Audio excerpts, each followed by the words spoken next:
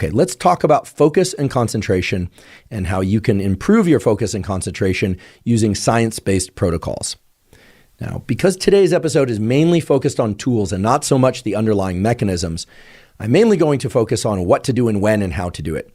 But I just want to take about 3 minutes and briefly describe a model that is a visual image that you can put in your mind that will help you incorporate the tools that I'll provide, and that generally will help you understand at a mechanistic level how focus and concentration work. So what I want you to imagine is an arrow. And an arrow, of course, has an arrowhead, and it has the shaft of that arrow.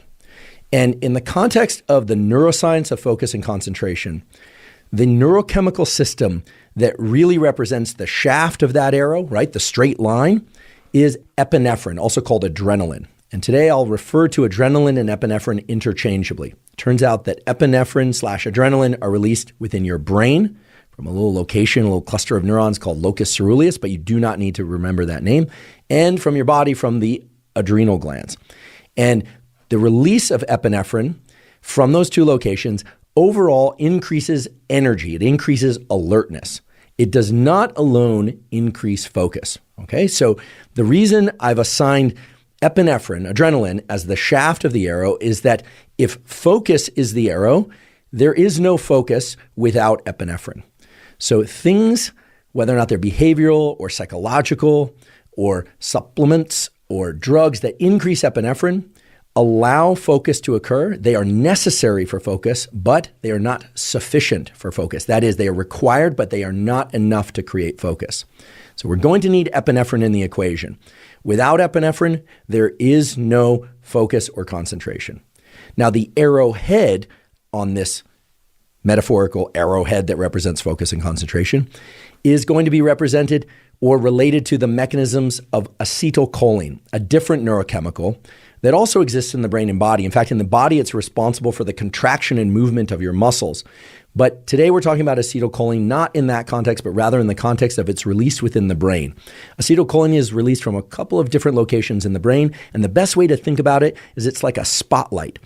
It highlights specific neurons, nerve cells that should be active, or more active, I should say, than the other neurons in the environment. So the reason I've assigned the arrowhead to acetylcholine and acetylcholine to the arrowhead is that if you have an arrow with a very big arrowhead that's really broad, really blunt, imagine a mile-wide arrowhead, that's not very focused on any one location. It's not really pointing to any one location, is it? But with a narrow, really tightly focused arrowhead, well, that's focused on one location. So we have alertness, epinephrine, and then we have the actual direction in which our concentration and focus is placed, and that's, at least in this mental model I'm creating, acetylcholine.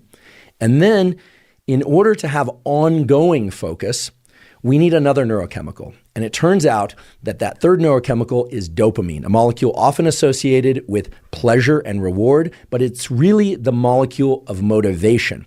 So here I want you to imagine in your mind an arrow with an arrowhead, think acetylcholine in the arrowhead, a shaft or a line behind that arrowhead, which is epinephrine, also called adrenaline, and then behind it, a sort of an engine that keeps that focus moving forward, right? Because we don't just want to be focused for a moment, we want to be able to focus for 10 minutes or for an hour, or maybe even for 2 hours.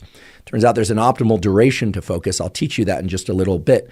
But these three neurochemicals together, acetylcholine, epinephrine, and dopamine, really allow you to get focused, to focus very precisely, and in fact, increasingly precisely over time, to really narrow and narrow and narrow your focus progressively within a single bout of focus, and to continue to do that and to be able to do that repeatedly whenever you want.